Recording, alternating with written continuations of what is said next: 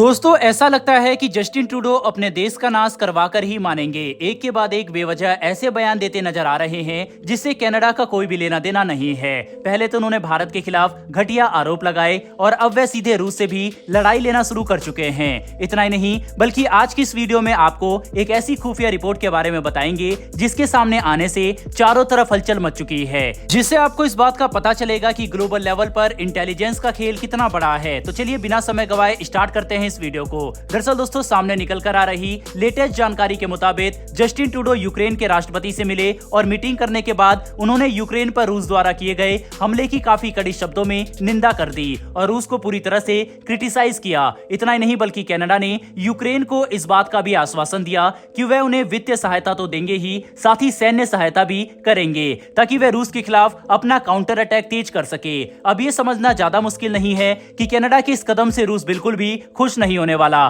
क्योंकि पश्चिमी देश पहले से ही यूक्रेन को कई बिलियन डॉलर की मदद कर चुके हैं। वहीं पर अब अगर कनाडा भी यूक्रेन को हथियार समेत गोला बारूद की सप्लाई करना शुरू कर देगा तो इससे रूस को और भी ज्यादा चुनौती का सामना करना पड़ सकता है। साथ ही वित्तीय सहायता से यूक्रेन रूस पर हमला करने के साथ साथ अपने देश में बर्बाद हुआ इंफ्रास्ट्रक्चर फिर से विकसित कर सकेगा, जो यूक्रेन की अर्थव्यवस्था को मजबूत करने में निर्णायक साबित होगा। अब कनाडा की प्रधानमंत्री यूक्रेन के लिए जो कर रहे हैं उससे यूक्रेन को तो काफी फायदा होगा, पर कनाडा को कुछ नहीं मिलने वाला। ऊपर से भारत के साथ अपने संबंध अब तक सबसे निचले स्तर पर गिरा लेने के बाद अब रूस भी कनाडा के खिलाफ होता दिखाई दे रहा है, जिसका बड़ा असर हमें कुछ दिनों में देखने को मिल जाएगा। इतना ही नहीं बल्कि हाल ही में अमेरिका के एक पूर्व पेंटागन अधिकारी माइकल रूबिन ने भारत और कनाडा के विवाद पर कुछ काफी बड़ी बातें कही थी, जिसके बाद एक खुफिया रिपोर्ट सामने आई है। लेकिन पहले ये समझ लेते हैं कि माइकल रूबिन ने क्या कहा है। दरअसल माइकल ने बताया है कि कनाडा के प्रधानमंत्री जस्टिन ट्रूडो ने भारत पर आरोप लगाकर काफी जल्दबाजी कर दी और इस मामले में जितना बड़ा खतरा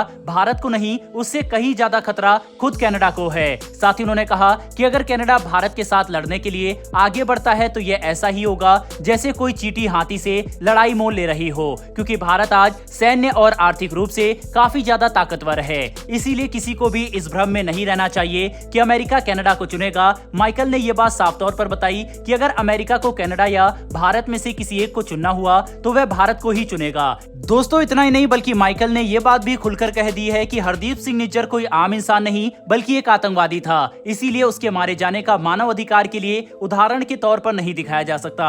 बिल्कुल वैसे ही जैसे ओसामा बिन लादेन इंजीनियर नहीं बल्कि आतंकवादी था, जो इस वक्त कनाडा की सबसे बड़ी गलती है। वहीं पर माइकल रूबिन द्वारा दिए गए बयानों के ठीक बाद अब एक ऐसी खुफिया रिपोर्ट निकलकर सामने आई जिसने सभी को हैरान कर दिया। दरअसल दोस्तों इस बात का पता चला है कि असल में जब जून में खालिस्तानी आतंकवादी हरदीप सिंह निज्जर की हत्या हुई तब अमेरिका की खुफिया एजेंसी FBI ने अपने देश में मौजूद कुछ खालिस्तानी तत्वों से संपर्क करके उन्हें उनके जान पर खतरा होने की चेतावनी दी थी। वहीं पर इस बात की पुष्टि अमेरिकन सिख कमेटी के समन्वयक प्रीतपाल सिंह ने की। उन्होंने बताया कि कुछ महीने पहले हरदीप सिंह की हत्या के बाद FBI के 2 एजेंट उनसे मिलने के लिए आए थे और संपर्क स्थापित करने के बाद उन्होंने चेतावनी दी कि उनकी जान को खतरा हो सकता है, पर FBI के एजेंट ने उन्हें ये नहीं बताया कि खतरा किससे है। साथ ही अमेरिका में 2 और सिख लोगों ने इस बात की पुष्टि की कि उन्हें भी FBI के एजेंट द्वारा कांटेक्ट करके उनकी जान पर खतरा होने की बात कही गई थी, पर उन्हें भी ये बात नहीं बताया गया कि ये खतरा किससे है।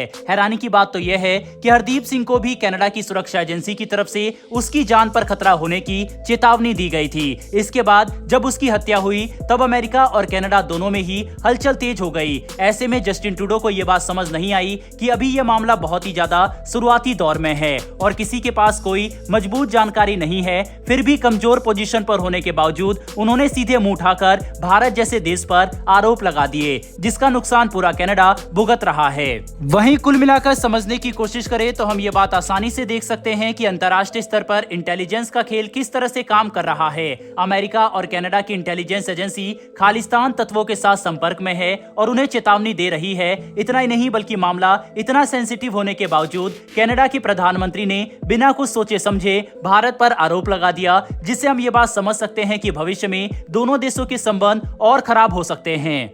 बहरहाल दोस्तों, इस वीडियो में इतना ही। लेकिन जिस तरह से कनाडा रूस के ऊपर अचानक से आक्रामक हुआ है, क्या आपको लगता है कि भारत की तरह ही रूस भी कनाडा के ऊपर काफी सख्त कदम ले सकता है या फिर नहीं? अपनी राय कमेंट बॉक्स में लिखकर जरूर बताइएगा। साथ ही हमारी आने वाली डेली ऐसी वीडियो के लिए चैनल को सब्सक्राइब कर बेल नोटिफिकेशन अवश्य दबा लें। फिर मिलेंगे ऐसी एक नई वीडियो के साथ। धन्यवाद। जय हिंद।